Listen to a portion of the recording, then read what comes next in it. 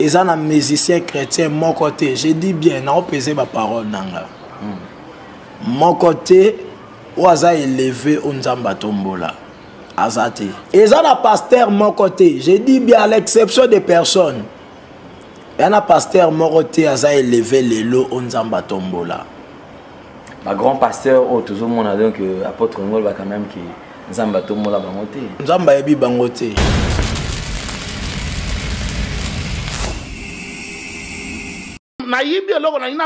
Non, alarme, nous sommes les alarmes. Donc, rôle au Zamba Pesabiso Yangoana, Potolela. Alors, Potolela, alarme pour Lela.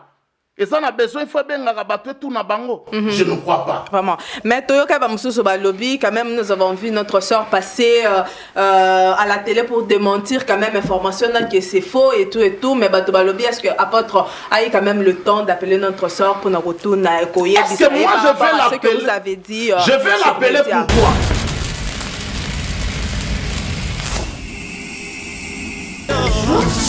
Comment ça va? Fais bisous. Tu t'appelles comment? Emerald. Bonjour. Et toi, c'est qui? Lilia. Enchantée. Et ça, c'est Olivia. Bonjour. Oui. Eh ben.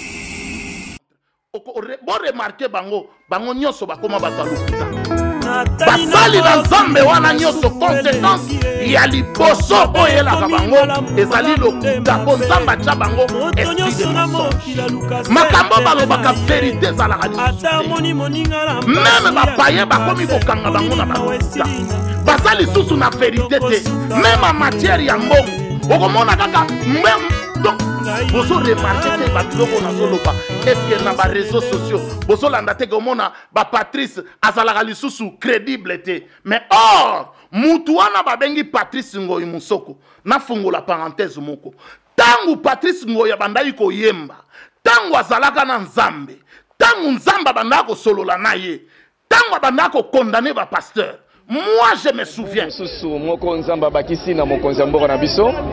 Makanisa biso ezali ke nzambe soka zo bakisa mutu mobu eza po ete asala kama malamu. Nzamba pambula ye apese sous sagesse parce que Congo eza mboka mokete. Biso za bayembi ne tozo ko traverser pays na biso to mona eza mboka moko munene. Mingi na lobaka parfois bolimbisi wana eza constant na tant que musali na nzambe. Kolobake mboka na biso tango batei biso na ba colonisateur baza kolobake mboka na biso ekokota même donc Congo est au moins 80 fois na mboka non Belgique 80 fois donc spirituellement ngaso na kotala yango na kolobake alors mboka na biso lelo soki au moins un Belge akoki ko diriger mboka na biso il faut 80 présidents. Hein? 80 présidents, alors combien de gouverneurs? Mais curieusement, et ça c'est un miracle moi que Mboka Nabiso a dirigé quand on a moko. C'est que ça c'est Dieu. Et ça nous a mené à ça 4 naye. Donc nous avons vraiment passé maillé.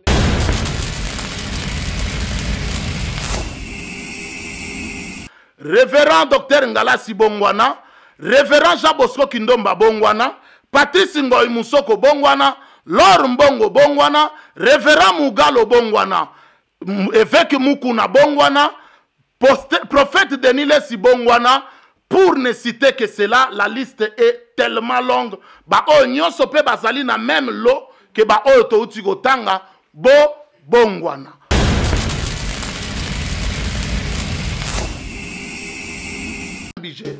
Et nous ne sommes pas des sites Yamakila où on les fait payant. Non. Nazwa évangile oyo gratuitement et je les donne gratuitement. Je ne peux pas engager des dépenses supplémentaires pendant que je donne gratuitement l'évangile à ceux qui en ont besoin. Parce que l'évangile dozoteya ezana bato belé o bazo pambolama. Alors ba businessman ne baza komona ke toza ko bebisa ba entreprise na.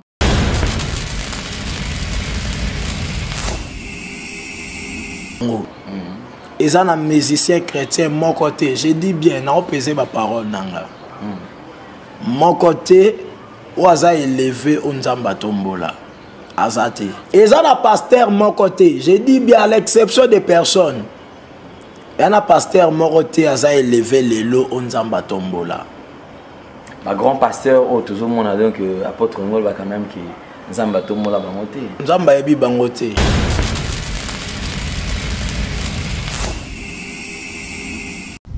I'm going to tell you something because you don't know nothing. Bomoko ya Mboka is the only best site in the whole world for the Congolese community. If you don't like it, go home.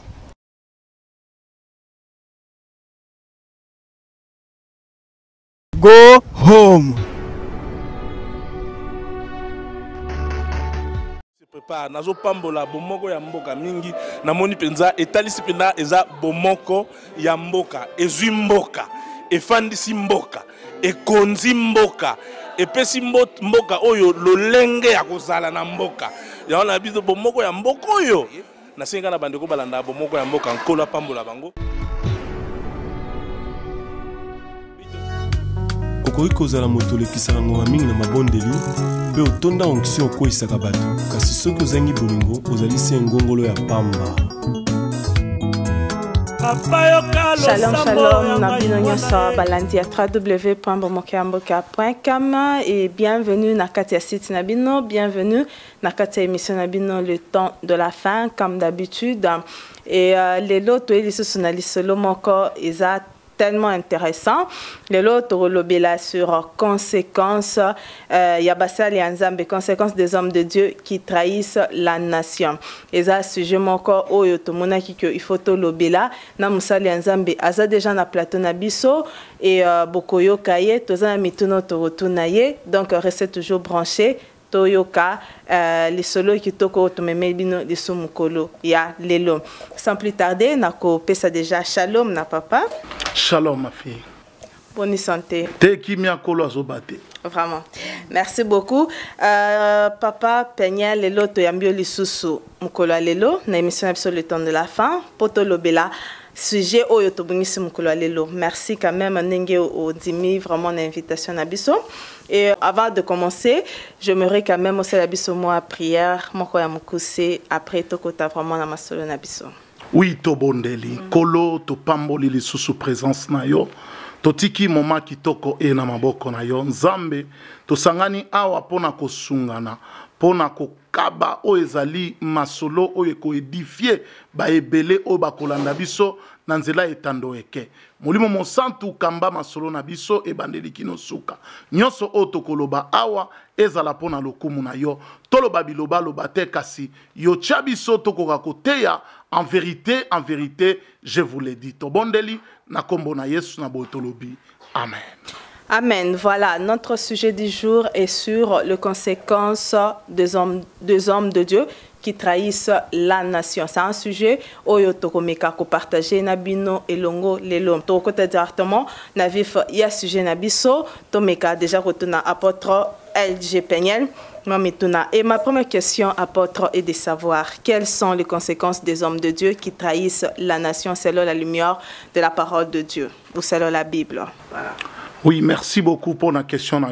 Vraiment, awa lelo toko sepela moi muke toko ka kote parce que lelo toko fanda moi mingi na ba verset par rapport ya mituna parce que na moni déjà que mama ya likambu ya tem ya lelo ils enseignement mobimba il faut toyekola. Alors bandeko na biso o bazolanda biso ekozala malamu bozwa pe ba Bible na bino bokoka ba papier ba bikina ba papier bokoma ba référence oyo po ekosunga biso mingi eza biso te tozoloba biloba loba te mais liloba na Nzambe ekoka kosunga biso meteni ya liboso tokotanga na buku na ba Galate chapitre 6 verset 7 pona koyanola na mokuse na motuna na yo makomi na Nzambe talisi biso totangi awa Galate chapitre 6 verset 7 elobi ne vous trompez pas. On ne se moque pas de Dieu. Ce qu'un homme aura sémé, il le moissonnera aussi. C'est-à-dire, Tomi Kosate, awa tozolo balikambuya, conséquence ya basali na Nzambe, oyo ba trahisaka ekolo, mabele, nation na bango. Alors, Bible lobi que Tomi Kosate, oyo mutu koni yangonda kobuka. Oyo tokoloba lelo. nandimi te ke bato bakobima basala sous ba émission baya ko démentir parce que oyo tokoloba lelo avec ba preuve tangible oyo koni yango kobuka conséquence oyo salaki yango nezali oyo biso tokolobela na sima na ebike oyo eza thème mais introduction à muke na pesi verset à Galates 6:7 oyo koni yango kobuka na zongiseli o maloba po tokoka kokoba lisusu na masolo na biso. Voilà, tozokoba toujours na masolo et apôtre Nengina Tuna Boye. Est-ce que situation au ezoleke s'est passé na RDC? Est-ce que ça na place na katia Bible? Tout à fait. Beaucoup oyo ezali beaucoup oyo mukilinde banda na Genèse suka na Apocalypse. Et loko moko te koki ko salama soki eza na référence na buku oyo tobengi Biblia te. Oyo zo salama eza situation oyo esi salama. Tokotanga mwa muke makomi na Nzambe na livre ya 1 roi chapitre 22 soki totangi à partir à verset 13 elobi na biso boye.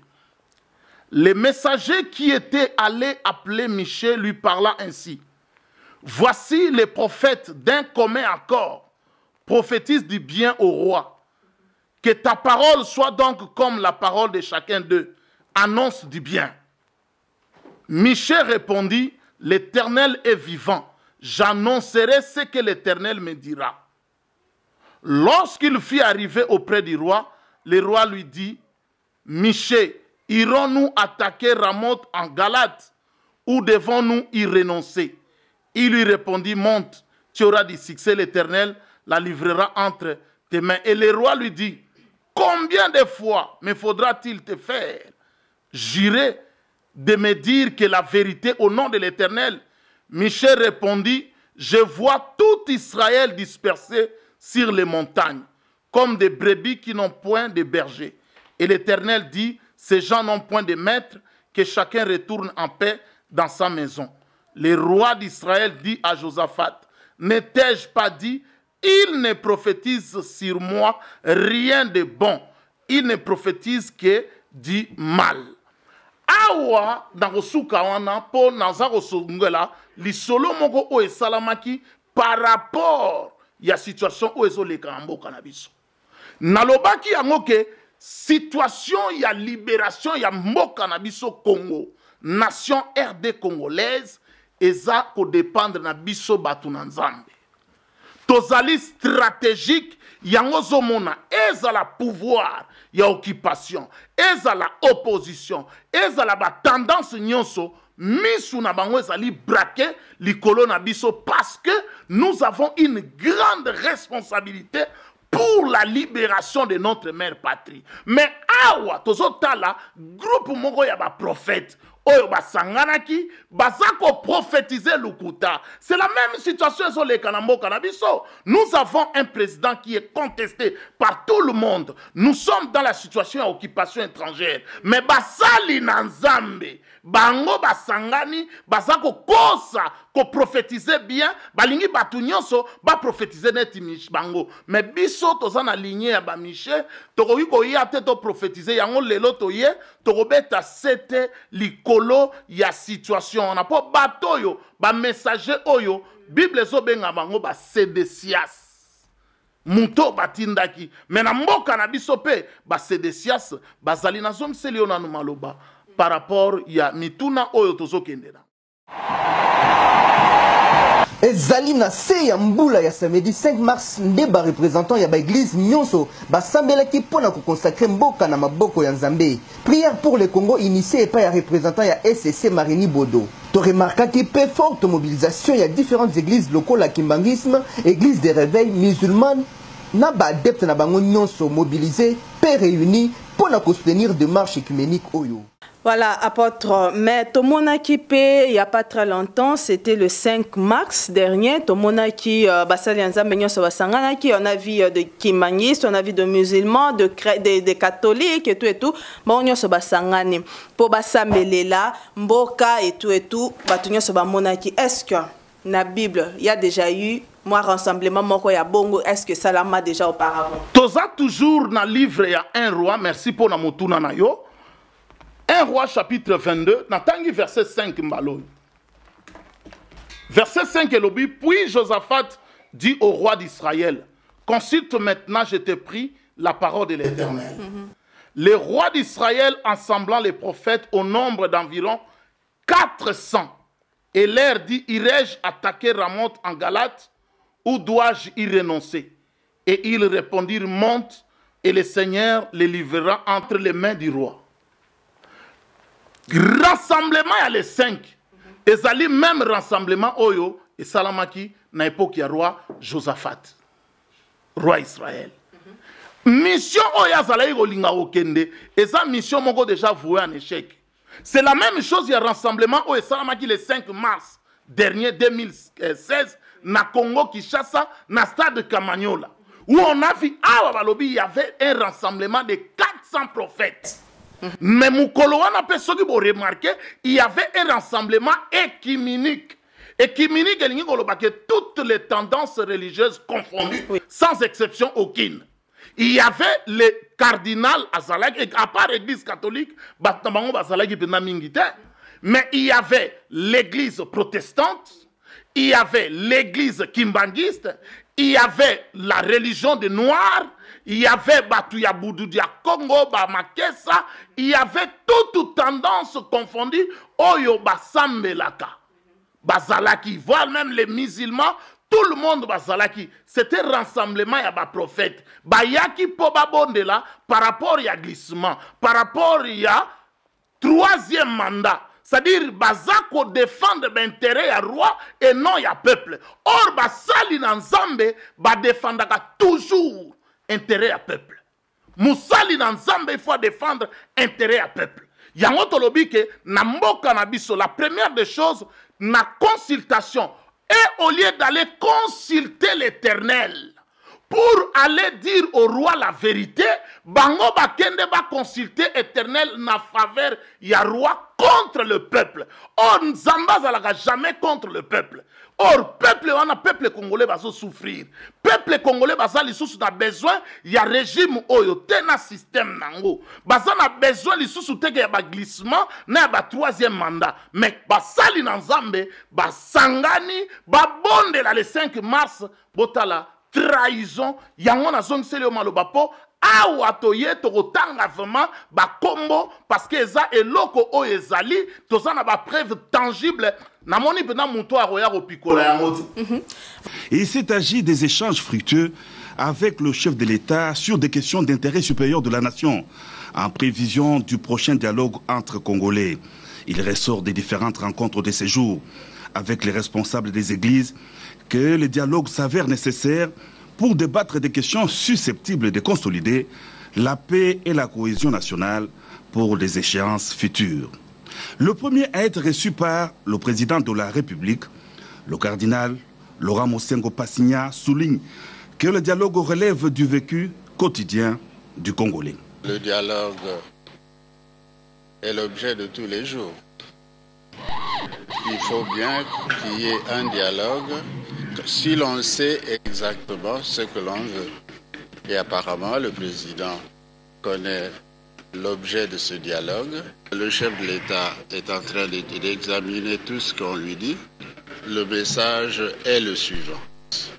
On a encore le temps, d'ici vendredi, et on saura exactement ce que l'on fait. Nous n'avons pas parlé que du dialogue, nous avons aussi parlé de ce dont nous avions parlé précédemment, les accords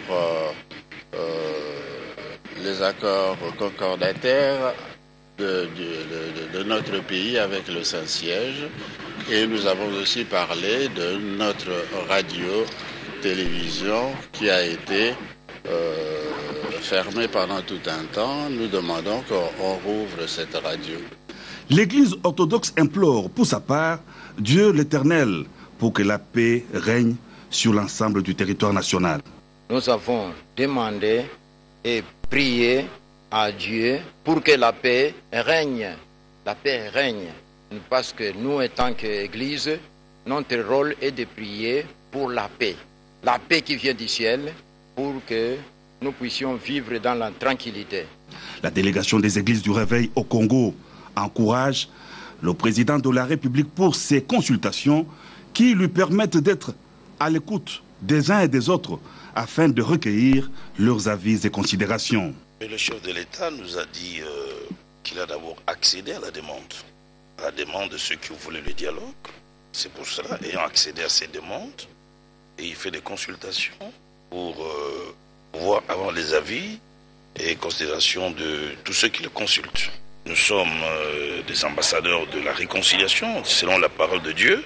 Donc nous avons encouragé le chef de l'État à cette démarche parce que nous pensons qu'il est très important en ce moment que les fils de ces pays se mettent autour de la table et discutent, échangent pour qu'on arrive réellement à décanter la situation. Toutes nos églises soutiennent ce que nous faisons aujourd'hui, appuyer la démarche du chef de l'État.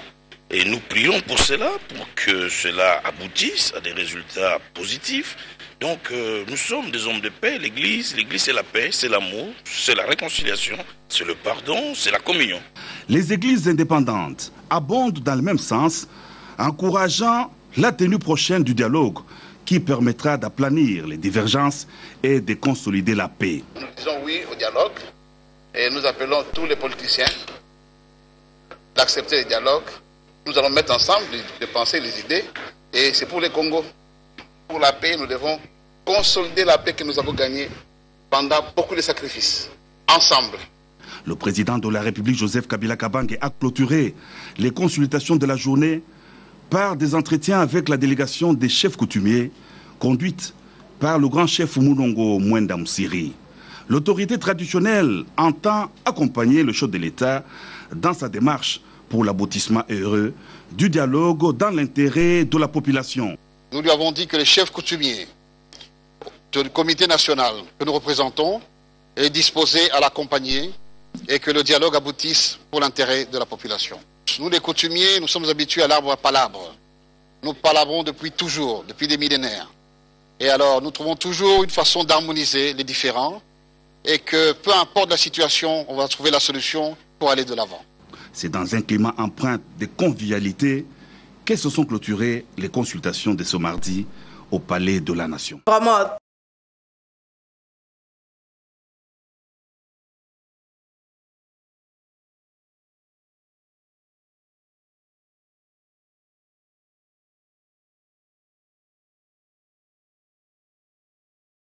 Mutu oyo azali chef ya maison civile.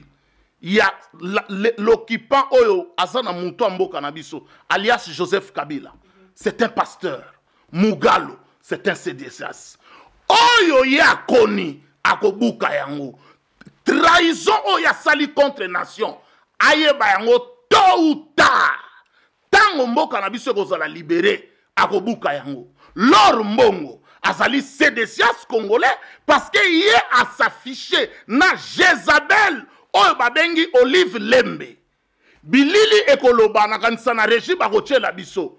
Bakei na bagoma tout ça bango bazali ko sala ta ko trahir nation parce que bazali ko collaborer na batu oyo régime ya occupation oyo za ko boma ba congolais. Bilili ekoloba namoni mutu akoya ko pikola yango te.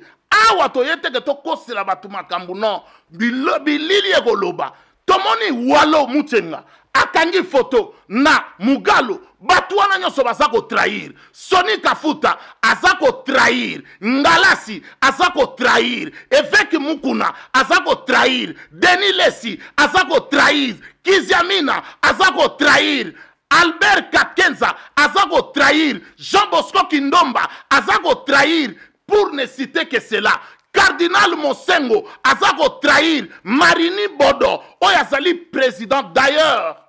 Ah, tant que so loba et loko moko yelingai molimo na nzambe so sosolisangai que Marini Bodo ako perdre poste na yewana comme étant il y a président il y a église du Christ au Congo.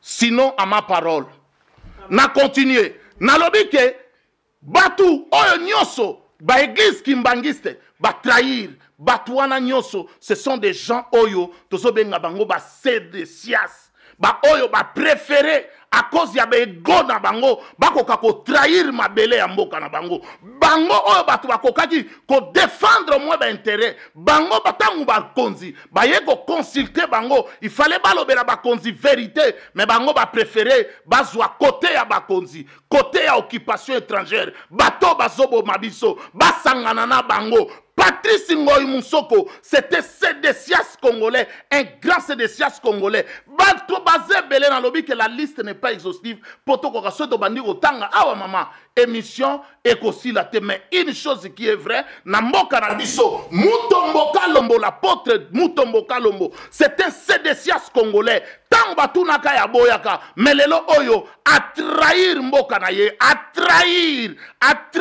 mabele, a trahir peuple congolais. Azui par ya occupation. Mosali na nzambe nyonso oyo abengami mosali na nzambe. Un vrai serviteur de Dieu ne peut pas prendre la part du roi. Un vrai serviteur de Dieu prend toujours la part du peuple. Voilà Neti Bishop Koutino, Balobaki sauvant les Congo. Ils ont défendu le peuple. Pasteur Albert Lukusa, ils ont défendu le peuple. Toza batu oyo, il faut tozala na côté ya peuple et non côté ya roi, côté ya pouvoir sanguinaire oyo occupation. Tala mutuneti Jezabel ya Olive Lembe na mboka na biso na Congo, chaque jour il y a 1300 femmes violées.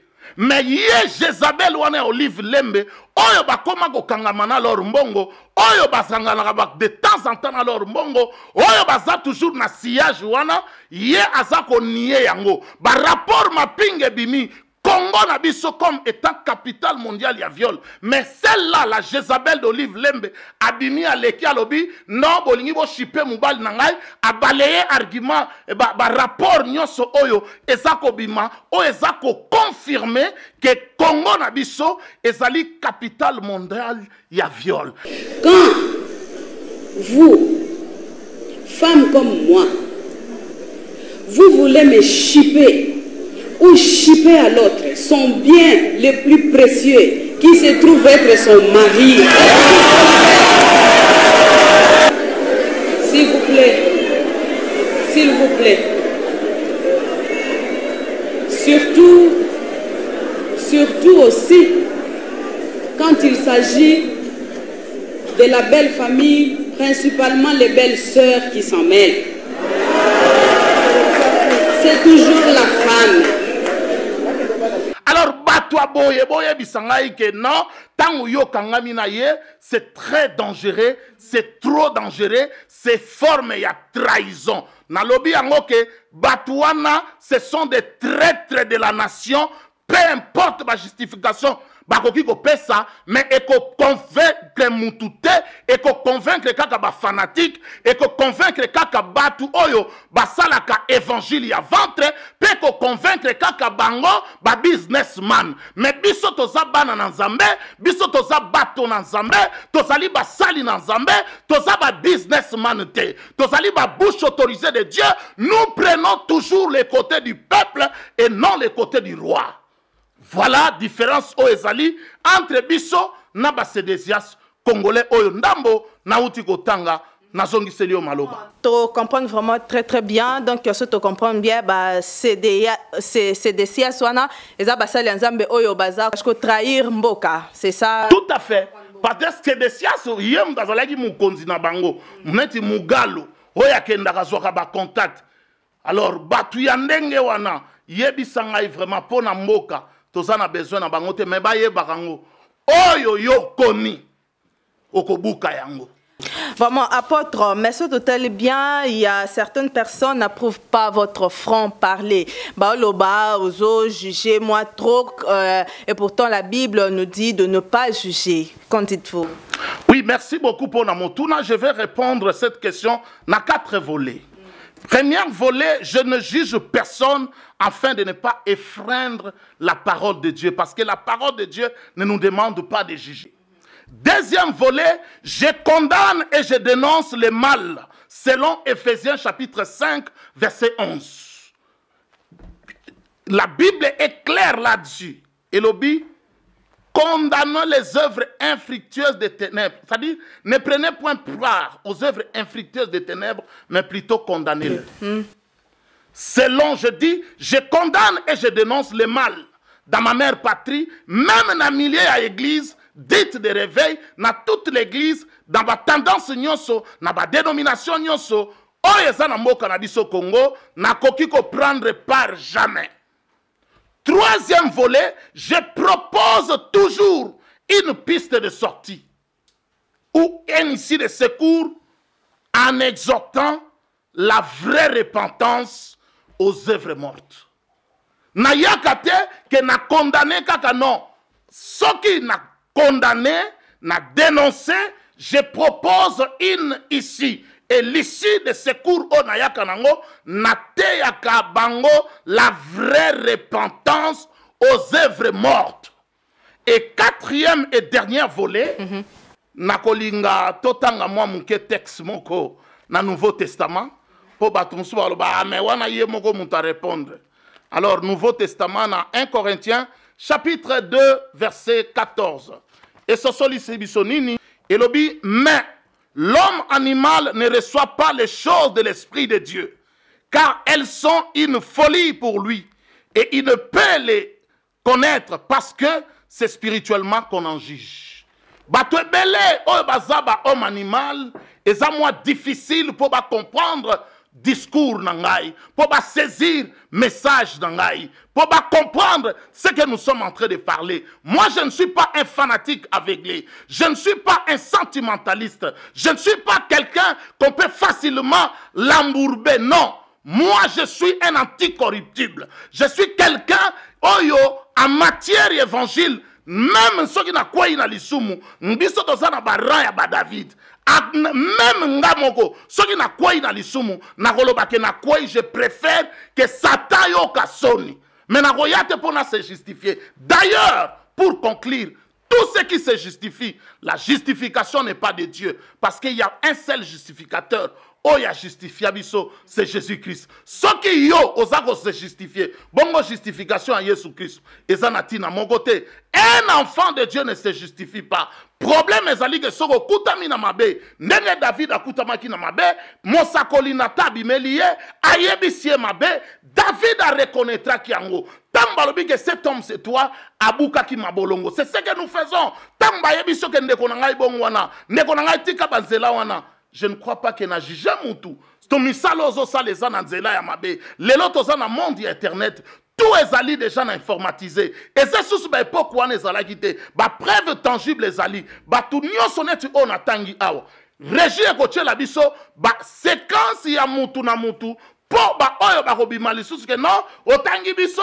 Bozana ba preuve te. Je crois que Bilili ekoloba. Nasuki wana. Na motuna na yo oyo tunaki na bato oyo bazako comprendre franc parler na ngai te biso toza na baligné ba Michel toza neti ba Jean-Baptiste tobangaka na biso ba roi te na yebi ke muntu atelema rapport te ya vérité azalaka na ba camarade ebele te na préféré na sepelisa Nzambe et non bato mokili. Bah totuni question pambate parce qu'il y a des gens quand même au ba réagissent qui quand même ebele ba lobby ben avant ya koleka peut-être na net boye ko dénoncer bateau, pourquoi pas apôtres aux apôtres et puis pasteur mususwana baza bandeko na yo pourquoi pas ko benga bango ko solana bango ko meka ko talisa bango ndenge yozo penser et pourquoi pas ko salango me ko leka na TV ko dénoncer bango tangu makambu oyo ezo salama ezo lekana ba réseaux sociaux makambu ezo salama na nkukute oyo nyonso ezo salama na poisa il faut pas lekana poisa. Oyo zo sala bana kuku ekoleka na kuku. Biloko nyonso toza ko dénoncer awa eza na ba réseaux sociaux. Tozo zoyango na ba réseaux sociaux. Ba rencontre ya balor mbongo par exemple na Jezabel ya Olive Lembe. Eza na ba réseaux sociaux. Bakei na bagoma na bangoyi musoko eza na ba réseaux sociaux ngoyi musoko na sima ya kanambe place bazo luka popularité ba endormir peuple pour na glissement et troisième mandat eza na ba réseaux sociaux susu moko nzamba bakisi na mokonzi mboka na biso makanisa biso ezali ke nzambe soka zo bakisa mutu mobu eza po ete asala kama malamu nzamba pambula ye apesa sous sagesse parce que Congo eza mboka mokete biso toza bayembi nde tozo traverser pays na biso tomona eza mboka moko munene mingi nalobaka parfois bolimbisi wana eza constant na en tant que mosali na nzambe koloba ke mboka na biso tango batei biso na ba colonisateur baza koloba ke mboka na biso ekokota même donc Congo eza au moins 80 fois na mboka non Belgique 80 fois donc spirituellement ngaso na kotala yango na koloba ke alors mboka na biso lelo soki au moins un Belge akoki ko diriger mboka na biso il faut 80 présidents. Hein, 80 présidents, alors combien de gouverneurs. Mais curieusement, et ça c'est un miracle que Mboka na biso za diriger kana mokonzika moko. C'est que ça c'est Dieu. Et ça nous a mené à za katikati na ye. Donc nous avons vraiment passé maye. Lelo oyo ba mugalo na ba walo eza na ba réseaux sociaux biloko nyonso ba denilesi ba sonika futa bangalasi ba mosengo ba marini bodo biloko wana nyonso eza na ba réseaux sociaux. Et loko déjà bimina poissa, il faut te démentir yango, il faut te telemela yango pe dans les réseaux sociaux. Est-ce que pour naté ya mutu évangile na ebisa que bon wana na sana besoin na tout na yoge non, na lingina te ya yo repentance, il faut yo pesa ngai permission. Non, motei ate ya katam to te ya ka parole na ba église de tilelo ba dimanche, ba jour ba prière, tant on to te ya. Au mona mutu abi ah papa tokenda akut na bamboka mususu oyebi batute ote alobi ah papa oyebi ke message ote ilelo eza penza ngai oyebi ngate mais molimo mon santo ayebi yo mais pourquoi lelo oyo ngasta ngaso teya il faut na kende rotuna ka batu na tuna batu ba permission bino bokomi molimo mon santo bien ndengenini pona na tuna bino. Mais par exemple notre problème il y a notre sœur Laure Mbongo batu balobi pourquoi pas apôtre quand même azaki to benga notre sœur Laure Mbongo parce que ya yokaki ndeko Kofi alobaki mais pourquoi pas Robenga appelle la sœur Laure Mbongo à ta bureau naie Kobenga rotuna si cela est vrai bon mais qui copie ça de passer peut-être pour confirmer le romoro boyer non biso de confirmer parce que le problème est que les chrétiens sont des hypocrites. Je regarde les caméras du monde et je réponds à cette question sans embâche et sans pour autant venir au dos de la cuillère. Je réponds sèchement à cette question.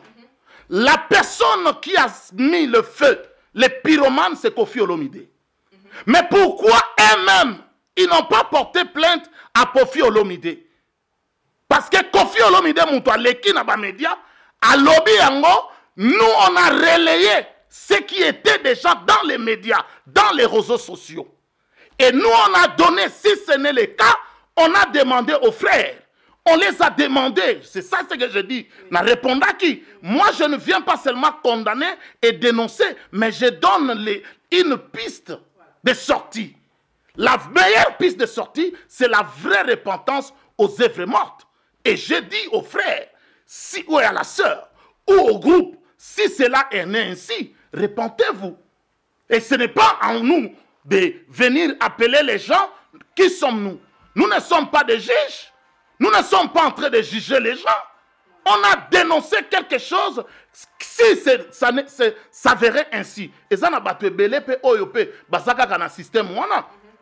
Et ça bango mon côté. Et quand il ça la pe que batu mususu pe bakoki déjà ko se retrouver dans ba circonstance moko oya bien te. Alors ndenge biso to gangi to pesi avertissement. Ce n'est que l'avertissement. Biso za ba sentinelle. Sentinelle sera moni mabe abeta ka siffler. Ce que nous on a fait Tobeti kaka siffler. Oroyi ko empêcher sentinelle abeta siffler. Alors rôle ya sentinelle les anines. Biso to za ba sentinelle ba kengeli nampate. Tant to moni ke ba pate balingi ba bunga. To moni ke ba loura visser ba koti. To sali ce qu'on appelle sonnette d'alarme.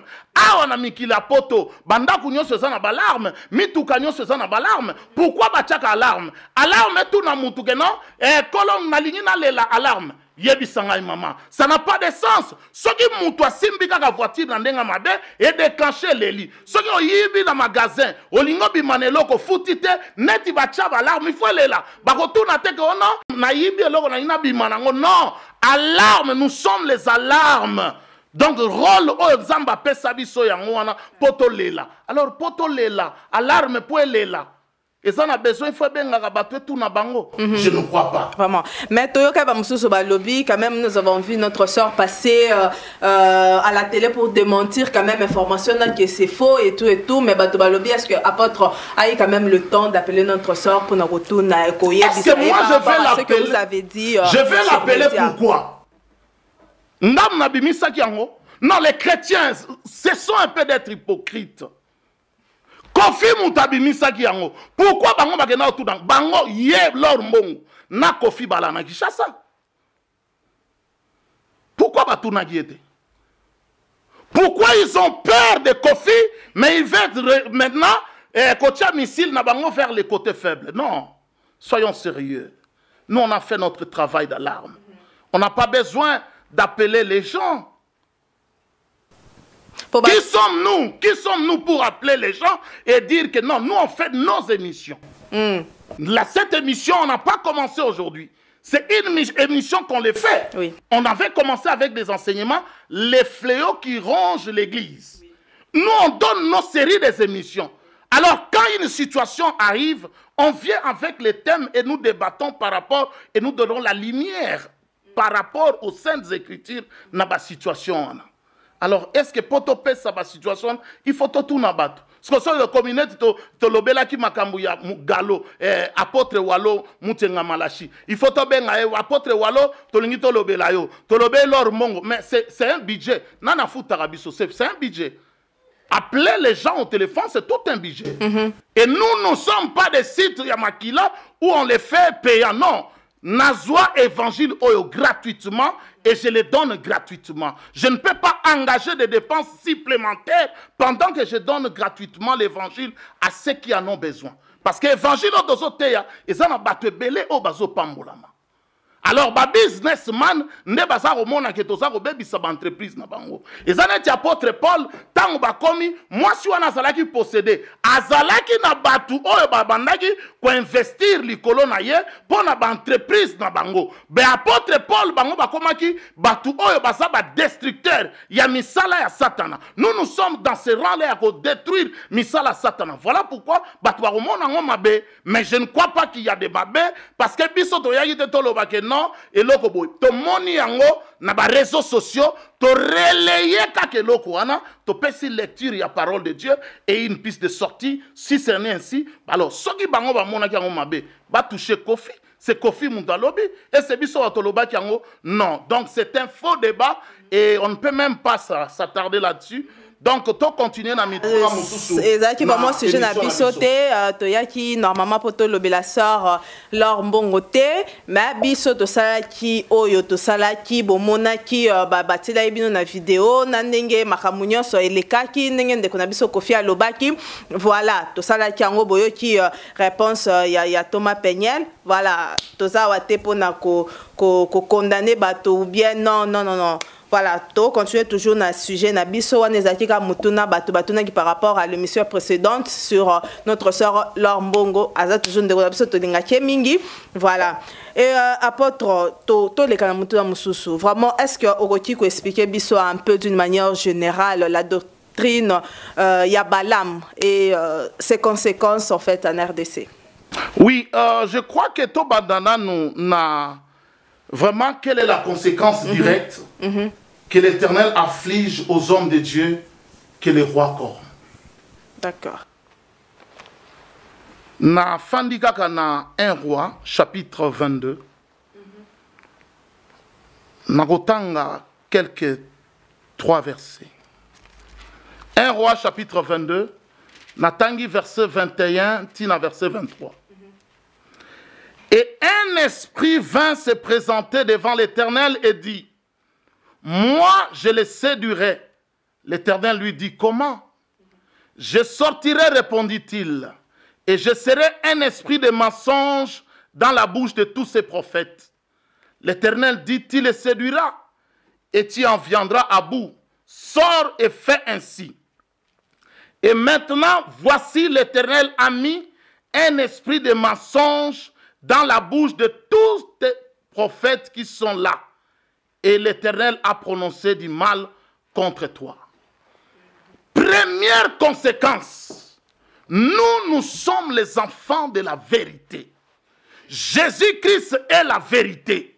La Bible nous dit que le père du mensonge, c'est le diable. Or, batu nyonso oyo baza corrompu par les rois. Conséquence ya liboso bakomaka lokuta. Esprit ya mensonge. Bolanda batu wana nyonso tang bazoloba bokomona ke c'est du mensonge et mensonge. Botala lelo batu wana nyonso. Muto babengaki lobi préfet de discipline. Évêque Mukuna. Lelo tellement esprit de mensonge et kota conséquence à liboso. Yango wana. Bolanda batu wana nyonso o ba trahir. Lelo o bazoko kalisusu koloba vérité te. Bako condamné, c'est tout à fait normal pour attaquer biso parce que tozana bango lisusu pour servir nzambe mon côté. Et ils sont déjà dans les mensonges. Nous sommes dans la vérité. Or bato bazana mensonge bako attaquer bango te.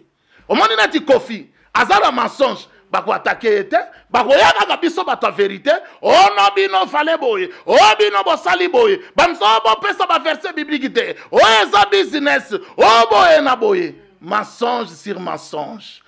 Esprit à mensonge, yango de koti na basali na nzambe. Mosengo c'est un menteur, Marini Bodo menteur, ba pasteur ya minene o bazé levé, na ba chantre o bazé levé, na mboka na biso Congo, Soni Kafuta menteur, Kiziamina menteur, Ngalasi menteur, Mutombo Kalombo menteur, Jean Bosco Kindomba menteur, Denis Lessi menteur. Pour ne citer que cela, Wallo menteur, Laure Mbongo menteuse, Patrice Ngoy Moussoko menteur, pour ne citer que cela parmi les chants. Monsieur l'évêque général Albert Kankenza, bonjour. Bonjour. Monsieur l'évêque général, vous confirmez que vous n'êtes pas allé pour prier pour le dialogue national initié par le chef de l'État? Ce n'est pas ça le sujet principal de notre culte, non. Et ça, ce sont des mauvaises langues. Ça, c'est un manque d'égard à l'égard des hommes de Dieu que nous sommes. C'est vraiment dommage, et surtout, comme vous l'avez dit, une frange de la société civile, une frange de l'opposition. Si c'est vraiment ça notre opposition, et si c'est vraiment ça notre société civile, je pense qu'il y a un travail à faire au niveau des mentalités. Et il s'est agi des échanges fructueux avec le chef de l'État sur des questions d'intérêt supérieur de la nation, en prévision du prochain dialogue entre Congolais. Il ressort des différentes rencontres de ces jours avec les responsables des églises que le dialogue s'avère nécessaire pour débattre des questions susceptibles de consolider la paix et la cohésion nationale pour les échéances futures. Le président de la République pour ces consultations qui lui permettent d'être à l'écoute des uns et des autres afin de recueillir leurs avis et considérations. Et le chef de l'État nous a dit qu'il a d'abord accédé à la demande de ceux qui voulaient le dialogue. C'est pour cela, ayant accédé à ces demandes, et il fait des consultations pour pouvoir avoir les avis et considérations de tous ceux qui le consultent. Nous sommes des ambassadeurs de la réconciliation, selon la parole de Dieu. Donc nous avons encouragé le chef de l'État à cette démarche, parce que nous pensons qu'il est très important en ce moment que les fils de ces pays se mettent autour de la table et discutent, échangent, pour qu'on arrive réellement à décanter la situation. Toutes nos églises soutiennent ce que nous faisons aujourd'hui, appuyer la démarche du chef de l'État, et nous prions pour cela, pour que cela aboutisse à des résultats positifs. Donc nous sommes des hommes de paix, l'église c'est la paix, c'est l'amour, c'est la réconciliation, c'est le pardon, c'est la communion. Les églises indépendantes abondent dans le même sens, encourageant la tenue prochaine du dialogue. Bon remarquez bango nyonso bakoma bato alukuta. Basali na nzambe wana nyonso conséquence ya liboso oyelaka bango ezali lokuta po nzamba tcha bango esprit de mensonge. Makambo balobaka vérité zalaka lisusu te. Même bapaye bakomi kokanga bango na balukuta.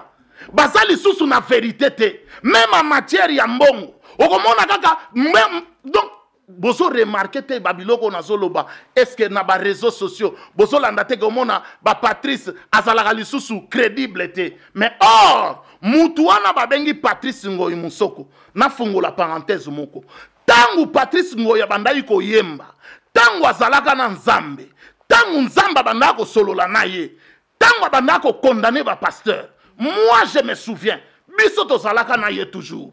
Je me souviens, batwazoloba langage comment ikaka frère Patrice Alobi, frère Patrice Alobi, frère Patrice Alobi, wana azalaki na Nzambe. Atuki ba pasteur, alobi akoki koloba, batu nyonso babanda ko mona biso toza importance te. Mais lelo oyo kaka biso basali na Nzambango, oyo atukaki ye moko akoyi na piège wana. Biso toko telemela bango jusqu'à dernière énergie. Souci na biso eza il faut bazongela bonzambe, babungi nzela, bazali banda ya makam na Nzambe, il faut bazonga. Neti bakoti na lokuta, biso toko te ya vérité. Bible lobi na Jean 8:32. Et lobi vous connaîtrez la vérité et la vérité vous affranchira. La vérité vous libérera. Or, vérité ne sengeli to teya. Mais bango bazo teya lokuta. Wane ezali conséquence ya liboso oyo batu na Nzambe o ba trahir nation bakoma kanango. Nzambe muta kotisi esprit wana. Necha chaki esprit wana. Katia ba prophète. Oba sangana ki voilà ba prophète wana nyoso oba sangana ba mugalo okobonda bango nyoso lukuta na lukuta même ba païen bakosa ndengo na te donc lukuta sur lukuta ce ko apôtre otolo basiko yo ke bazonga na nzela Nzambe po bazonga na nzela Nzambe ke bondima bango ke bazongi na nzela Nzambe eza que ceux qui batiki ko collaborer na régime en place na batwana ya ngwana bazongi na nzela Nzambe. Mais effectivement musali na Nzambe il faut à la côté à peuple. Donc raison ya ngwana musali na Nzambe il faut à la côté à peuple. Musali na Nzambe ko yiko za la côté à roi te. Surtout roi yotangisa makila. Oya mboka na biso roi alias Joseph Kabila na mwasi na ye alias Jezabel Olive Lembe soko boza côté na bango boza penda libanda ya makambo na Nzambe pokuna lokuta na lokuta kombo na ye lokuta date de naissance lokuta papa na ye lokuta nationalité na ye lokuta makambo nyonso lokuta nani ngo lobaka vérité kuna vérité zate makambo mbongo lokuta na lokuta sur lokuta alors yebisanga tango yozo tambola na lokuta biso toza batu Yesu aza vérité Bible lobi que Jésus-Christ est la vérité, le chemin et la vie. Bon, yebisangai, yotango zako tamwa lokuta. Or, le père du mensonge, c'est le diable. Donc, tozana yoko servir, nzambe moko lisusute. A moins gotika lokuta, oboya lokuta, ozonge la vérité, peoka bonana misala wana. D'accord. Voilà, apôtre Roki Siko ko répondre biso mais ko expliquer biso dans doctrine ya Balaam. Maman na biso merci pour na motuna oyo parce que ça peut bandeko mingi ba komela inga mabi papa olobelaka mingi doctrine ya Balaam mais kako fungolela biso na no doctrine ya Balaam voilà ndenge na lobi ke makambo nyonso obiso tolingaka kosala tolingaka toujours batu ba mona référence na lingaka teke na ya na banda ko bimisa ba câble oyo eza yanga moko. Doctrine ya Balaam pona kozwa moana o retrouver yango na livre ya Apocalypse chapitre 2 verset 14 esika oyo bokomona doctrine ya Balaam mwa tango ezali ko pusana to ko salela tango awa na kolinga tokima mwa muke mbangu pona ko ka kolimbola doctrine ya Balaam mais Balaam wana zanani parce que eloko tango balobi doctrine ya Balaam doctrine ezanini doctrine ezali mateya ezali par définition la doctrine ezali ensemble ya ba principe d'une opinion quelconque et ko yozala ba opinion moko artistique économique politique et puis religieux voilà nde o bazaro benga doctrine voilà. Donc, un ensemble de principes et d'opinions dans un domaine quelconque. C'est ça une doctrine. Or, nama awa tozolobe la doctrine ya Balaam. Balaam, c'est une personne. Balaam, c'est un nom, c'est un grand personnage dans la Bible. Balaam azalaki nani. Parce que il faut na fungolelo kowana parce que tozolobe la sir doctrine ya Balaam. Balaam pona kotanga Balaam bien, pona ko comprendre Balaam bien, Balaam azalaki prophète. Balaam azalaki devint un grand prophète de grande renommée. Ce qui totangi na nombre, rapidement na tanga yango, nombre chapitre 24, ce qui bokolimbisa mwa muke na retrouver texte wana rapidement, na kotanga deux petits versets, nombre chapitre 24, versets 3 et 4. Poto sosola Balaam azanani. Balobi Balaam prononçant son oracle et dit, parole de Balaam, fils de Béor, parole de l'homme qui a l'œil ouvert, parole de celui qui attend les paroles de Dieu, de celui qui voit la vision du Tout-Puissant, de celui qui se prosterne et dont les yeux s'ouvrent. Tala Balaam. Balaam azalaki n'importe qui te. Balaam azalaki grand prophète de grande renommée. C'est comme basali na nzambe oyo touti kotanga lelo. Biso tozaka ka ba cheville na niveau na bango. Je ne peux pas me comparer avec la personne comme apôtre Mutombo, Léopold Mutombo Kalombo. Je ne peux pas me comparer avec l'évangéliste Soni Kafuta. Je ne peux pas me comparer avec Dr Ngalasi Agri. Je ne peux pas me comparer avec Jean Bosco Kindomba, les révérends. Je ne peux pas me comparer avec révérend Mugalo. Mais il y a une différence. Et ils ont l'esprit des mensonges. Moi, je ne suis plus dans cela. Et ils sont égarés. Ils sont dans cette doctrine de Balaam, malgré qu'ils sont élevés. Mais l'esprit qui les anime maintenant, ce n'est plus l'esprit de Dieu. Voilà pourquoi on a appelé doctrine de Balaam. Or, na Balaam, histoire moko elekaki, na Nombre chapitre 22, à partir à verset 18 tina 21, tozako remarqué que na mboka ya Moab, il y avait un roi. Ce roi s'appelait Balak. Balak alingaki, peuple Israël. Abazala maudit. Pourquoi? Parce que Balaam c'est un grand prophète. Oyo nzamba yo kaka. Oyo nzamba eleva. Soki Balaam de balobaka, Dieu est derrière la parole de ses serviteurs pour le faire exécuter. Donc soki Balaam a maudire peuple, oyo nzamba pambola elakela mimabe kosala nini ekokokisama. Or, sikoyo, Balaam ayebaki yango que loko wana nzamba sepeli nango te. C'est la même chose avec basali na nzambe oto uti kotanga awa. Biloko na ba chantre o nzamba eleva, makambo bazo sala. Nzamba sepeli nango te. Bango moko pe bayebi yango. Meneti baza lokoso ya mbongo. A cause ya lokoso ya mbongo, banko baegona bango, bazako persévérer na entreprise wana d'une façon bayebi ke awa nzamba prouvete. Balaam lelo siko na minute oyo neti otuni ngai question ya doctrine ya Balaam. Balaam eloko nini ekomelaki ye. Tango nzamba prouvaki nzela wana te, ye ayebi ke nzamba prouvaki nzela wana te, mais Balaam a persévéraki, a continuaki toujours, azako kende. Anesu oyo Balaam amataka mbula na mbula. Anesu wana tango Balaam ayeba ike oyo za anesu ngai na mataka mbula na mbula. Mais anesu wana monaki l'ange de l'Éternel asimbi mopanga liboso na ye. Anesu aboyaki ko kende. A poussi Balaam pembeni ya mir. A gratter makolo ya Balaam. Parce que nzela wana ezalaki nzela ya kufa.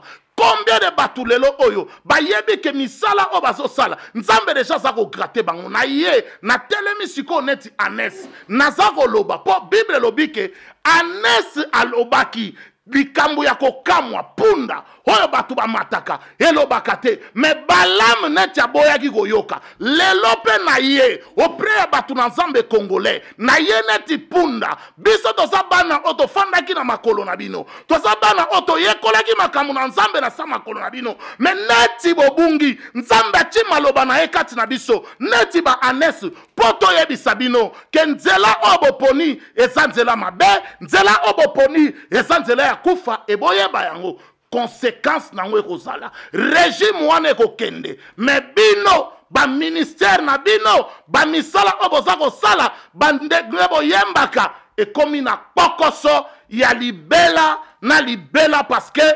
conséquence ya batu oyo ba trahisaka nation ezali. Nzambe approuvaki misala ya Balaam te, mais malgré nzambe approuvaki te, mais Balaam a persévéraki toujours na chemin na ye. Yango na lobi ke c'est très dangereux doctrine ya Balaam oyo ekoti na mboka na biso. Batu wana bayebi ke misala oyo tozosala nzambe aza ko approuver yango te. Totanga mwa muke na Josué chapitre 24, natangi Josué chapitre 24 pour Esungabiso, deux versets. Josué chapitre 24, verset 1 versets 9 et 10. Natangi na kombo na Yesu. Balak, fils de Tzippor, roi de Moab, se leva et combattit Israël. Il fit appeler Balaam, fils de Béor, pour qu'il vous maudit. Mais je n'ai voulu point écouter Balaam. Il vous bénit et je vous délivrerai de la main de Balak. Peuple congolais, malgré rassemblement ya ba Sédécias, batu na nzambe nyoso, bezala ba chantre ya minene, ba koti na doctrine ya Balaam, malgré ba sangana ki les 5, ngai na ye comme moto na nzambe. Pe na ye ko sakola parce que Dieu m'a doté d'une onction nationale. Pour na kolobela makambu ya mboka, il faut avoir une onction spéciale. Na mboka na biso nous avons des prophètes des nations. Nous avons des gens au balobi bazali ba toma ya bikolo.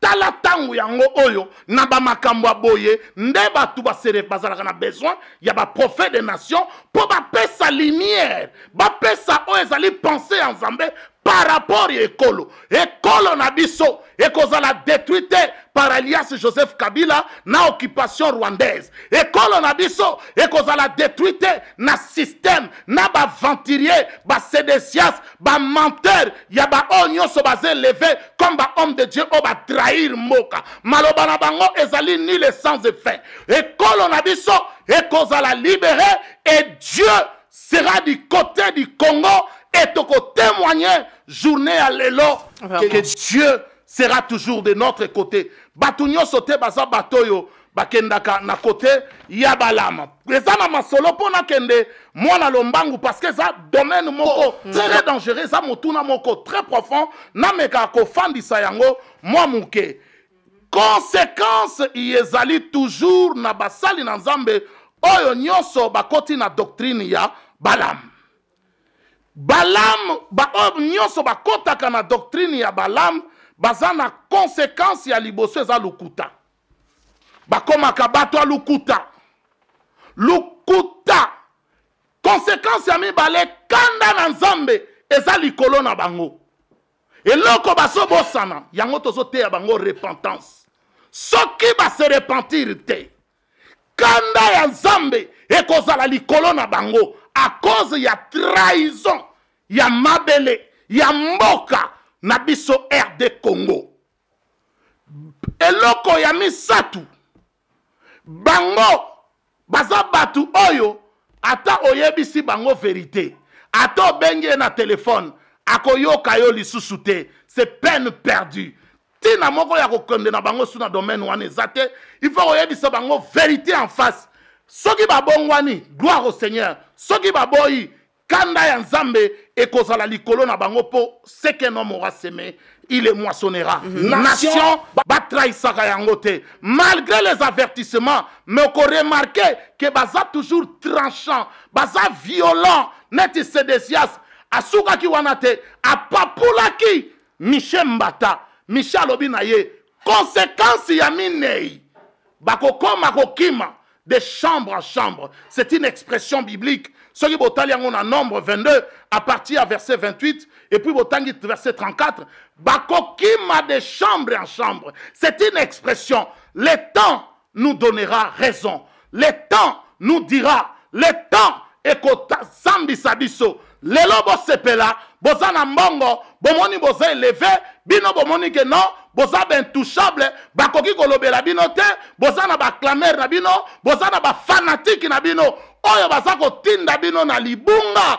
Ngai na sepelaka mutu azo yebisa ngai vérité, tangu nazo sala mabe, ke mutu akobetela ngai maboko, ayebi ke nzela ndenge balobaka na lingala, bazo pola, mais bazo sepela ke bazo pola. Bango ba mona neti ba o gagner, mais or ke bazo pola. Bango bazo zinda na libulu, or kanda ya Nzambe. Tala, David alobaki Nzambe, na lingi, mievo yo moko opinir ngai. Tala, soki Nzambe go, a pinir yo, nani ango kote la oli susu. Bino bato mukili bo pinir na bino biso, Nzamba go kote la biso. Mais bino, bato Nzamba eleva basad na Nzambe na Congo. Neti bino bo trahir. Quand banda ya nzambe eza likolo na bino nani yango akokotela bino bapoliticien régime wana ekokwea kala te bamobutu baleka bakasavubu baleka bakabila pere baleka alias Joseph Kabila pe akoleka barezo nyonso basystème mafie wapi impere lelo ekufa AMP wana ekokufa PPRD ekokufa baparti ya nzala nyonso ekokufa me bino bokoma kobatama de chambre à chambre me mbaloyo boye bango ke sort na bino eza déjà scellé soki bobongwani te conséquence yango. Voilà, merci beaucoup.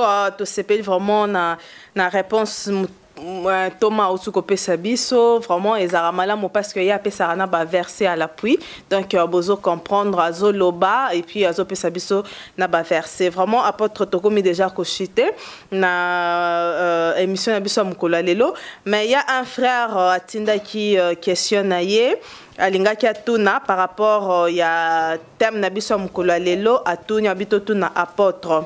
Quel remède faut-il apporter pour éradiquer cette colère de Dieu en RDC au travers de ces hommes de Dieu de grande renommée? Merci vraiment pour Dabutuna. Merci.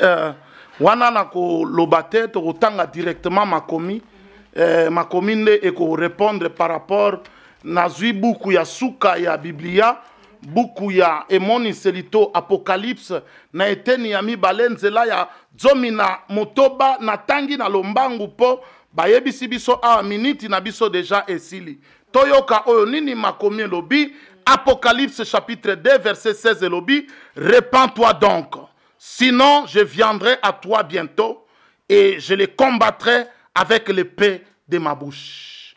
Épée ya bouche c'est liloba alobi répands-toi message ezaka moko bobongwana bo se repentir sincèrement la vraie repentance oyo bokabwana na ba œuvre morte ba bokabwana na ba roi bokabwana na ba gouvernant oyo bazali susu te nzamba za komona bango lisusu te bango moko pe bayebi ke bakomi déjà na ba chaise éjectable mais bino bokangami kaka na bango mbano na bino ezali or nzamba sepeli na kufa na moto na masumu te yango alobi je vous combattrai avec l'épée de ma bouche.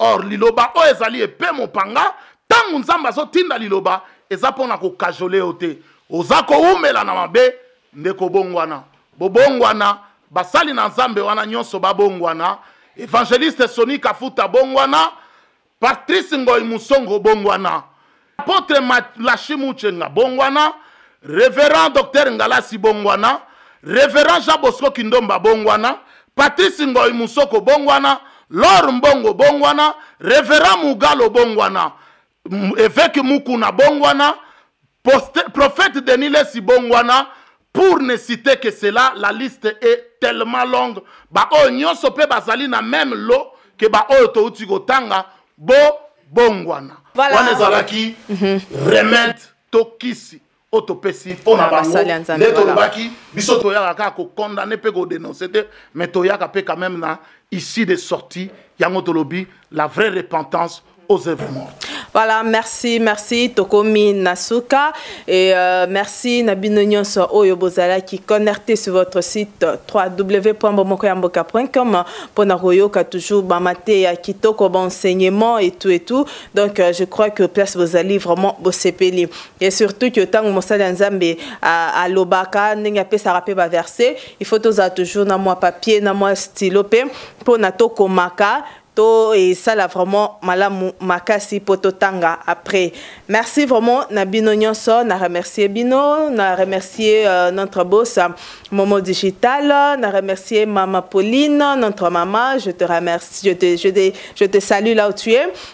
Na pesi mbote na ngai na vraiment batonyo sa o balinga biso na pesi mbote na Démocrano le grand sapeur Démocrano David Démocrano, je te salue, merci beaucoup et Olga pe na pesi mbote Olga Kankolongo na pesi mbote na frère Jean na Belgique MM JBK Papa bomoko ya mboka na pesio mbote place ozali na mama bomoko ya mboka au PCP bambote na bosanité Mireille Kipa moi si ya papa JC je vous salue avec tous les enfants et na bosanité bienvenue maman na LL je te salue binonyo sobolande biso na pesi binombote balandinyo so bomoko ya mboka na pesi binombote merci et tomonani à la prochaine au revoir.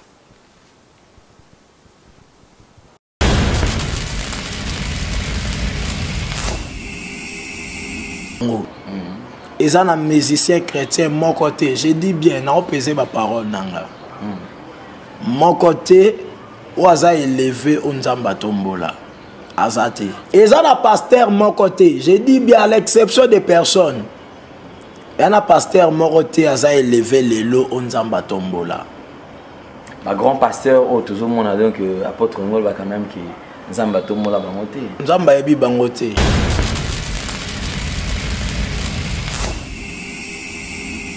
Non, alarme, nous sommes les alarmes. Donc, rôle au Zamba Pesabiso Yangoana, Potolela. Alors, Potolela, alarme pour Lela. Et ça, on a besoin, il faut bien rabattre tout na bango. Je ne crois pas. Vraiment. Mais Toyoka Bamsouso Balobi, quand même, nous avons vu notre soeur passer à la télé pour démentir quand même information que c'est faux et tout. Mais Bato Balobi, est-ce que apôtre a eu quand même le temps d'appeler notre soeur pour nous retourner à Koye? Est-ce que moi, je vais l'appeler? Ce que vous avez dit. Je vais l'appeler pourquoi?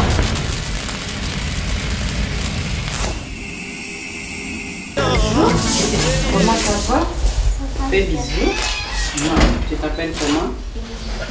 Emerald. Bonjour. Et toi, c'est qui? Lilia. Lilia. Enchantée. Et ça, c'est Olivia. Bonjour. Oui. Eh ben.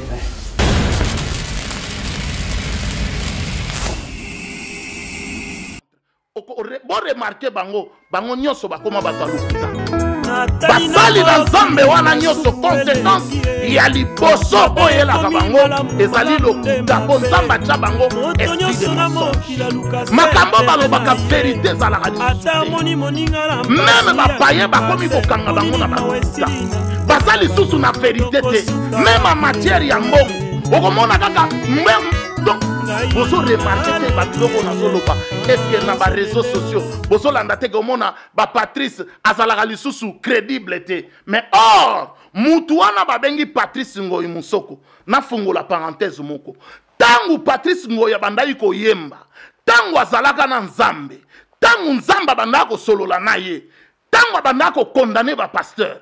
Moi je me souviens moko nzamba bakisi na mokonzi mboka na biso makanisa biso ezali ke nzambe soka zo bakisa mutu mobu eza po ete asala kama malamu nzamba pambula ye apesa sous sagesse parce que Congo eza mboka mokete biso za bayembi ne tozo ko traverser pays na biso to mona eza mboka moko munene mingi na lobaka parfois bolimbisi wana eza constant na tant que musali na nzambe koloba ke mboka na biso tango batei biso na ba colonisateur baza koloba ke mboka na biso ekokota même donc Congo est au moins 80 fois na mboka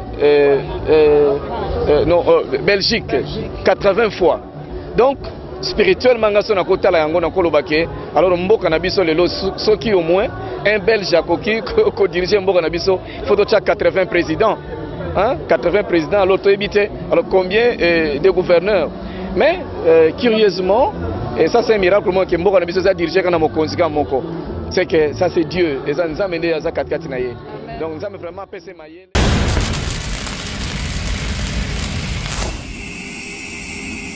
Révérend docteur Ngala Sibongwana, révérend Jean Bosco Kindomba Bongwana, Patrice Ngoyi Musoko Bongwana, Lor Mbongo Bongwana, révérend Mugalo Bongwana, évêque Mukuna Bongwana, prophète Denilesi Bongwana, pour ne citer que cela, la liste est tellement longue. Ba o nyonso pe bazali na même lot que ba o to utigotanga bo Bongwana.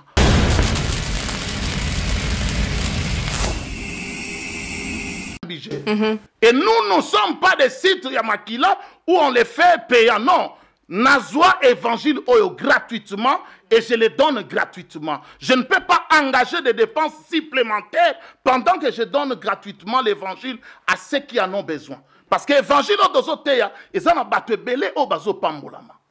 Alors ba businessman ne baza romona ke toza ko bebisa ba entreprise na.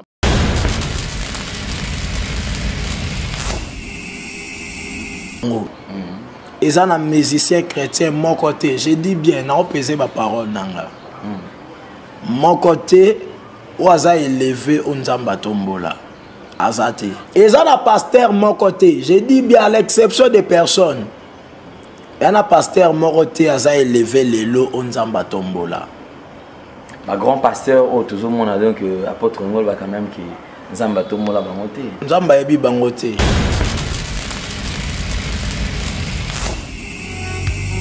okoki kozala moto olekisaka ngonga mingi na mabondeli mpe otonda onction okweyisaka bato kasi soki ozangi bolingo ozali se ngongolo ya pamba. I'm gonna tell you something because you don't know nothing. Bomoko ya Mboka is the only best site in the whole world for the Congolese community. If you don't like it, go home.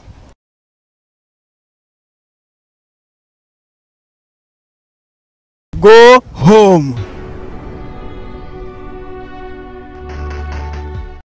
Nazo pambola bomoko ya mboka mingi namoni penza etalisi pena eza bomoko ya mboka ezwi mboka efandisi mboka ekonzi mboka epesi mboka oyo lolenge ya kozala na mboka yaona biso bomoko ya mboka oyo nasenga na bandeko balanda bomoko ya mboka nkolo pambola bango.